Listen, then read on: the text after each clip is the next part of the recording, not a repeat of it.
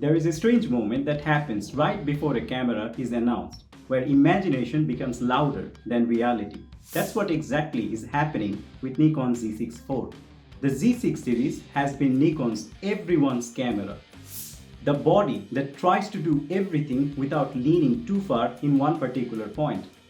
But in 2026, that advantage is no longer enough. Creators want more smarter, brighter, and cleaner camera. And that's where Nikon Z6 IV shines the most.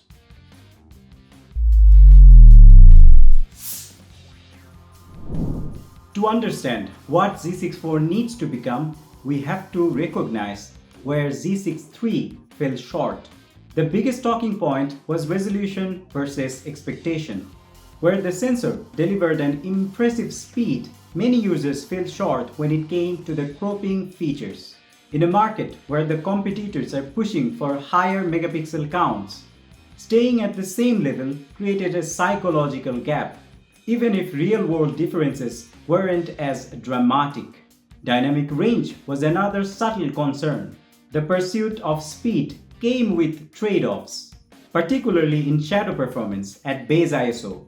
For casual shooters, it wasn't a deal breaker. But for landscape photographers who depended heavily on post-processing latitude, it was a huge problem. Then there is the topic that sparked endless debates: the screen design. The fully articulating display was a clear win for the creators. But not everyone was happy. Photographers who rely heavily on low-angle compositions, especially in vertical orientation, found it less intuitive than a traditional tilt mechanism.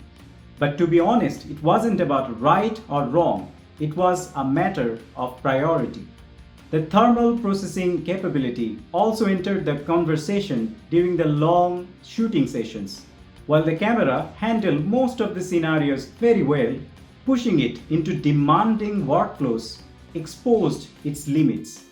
For hybrid shooters who rely on one body for everything, consistency matters as much as peak capability. But none of these issues were catastrophic. But together they painted a picture for a camera that was almost perfect. And that almost is what Z6 IV needs to eradicate. If the leaks are even partially accurate, Nikon Z6 IV is shifting to become a fascinating camera rather than just a specific spec bug. At the center of everything, there is the sensor conversation. And it is not as much as straightforward as you would imagine. Some reports suggest that Nikon will stick to that 24 megapixel range, but it will redefine its own architecture. It sounds subtle on paper, but on practice, however, it could mean faster readout speed, cleaner low-light performance, and obviously more flexibility on video. In other words, it's more about efficiency rather than resolution. And honestly, it makes sense because Z6 series has never been about the megapixels. It's more about the balance. If Nikon can push the readout speed somewhat closer to stacked sensor territory at low cost, that alone could redefine that camera's performance class. Autofocus is another region where the expectations are sky high. The previous generation already made a strong leap towards subject detection, but users now want something more predictive, something that doesn't just react, it anticipates.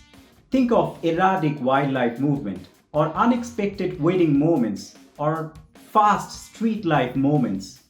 The hope is Nikon redefines its AI-driven tracking less like a feature and more like an instinct. On the video side, things get even more interesting. Will there be expanded recording options? Possibly 6K internal or significantly improved 4K oversampling. While Z6 IV won't replace any cinema cameras, it's very clear that Nikon wants to close that gap as much as possible. Especially after deep diving into the cinema cameras more recently, expectations for color science and internal processing have shifted dramatically. And then there's usability, the quiet battleground where the cameras silently win or lose. Subtle improvements like better thermal management, more efficient battery usage, or refined EVF clarity won't make the headlines, but they define the real-life experience. If Nikon gets all of this right, this camera won't just be powerful, it will be effortless. This is where Z6 IV becomes very interesting, because this device isn't being shaped only by Nikon, it's being shaped by the community itself. Spend a few hours on the forums and discussion and you will understand the fact that no one agrees. Some users want a purely photography-centric device. No distraction, no video-centric compromises, just pure photography experience. While others take the opposite stance, asking Nikon to lean harder into videography, even suggesting stepping away from traditional photography features for better optimized video performance. And then there's the sensor debate. Portion of the community wants a higher resolution jump, something in the 40 megapixel range, while others push back, arguing that the larger files, slower workforce, and buffer limitations would defeat the purpose of Z6 line entirely. Even small features spark big discussions. The idea of a pop-up flash feels nostalgic to so many people, while others think it's completely worthless.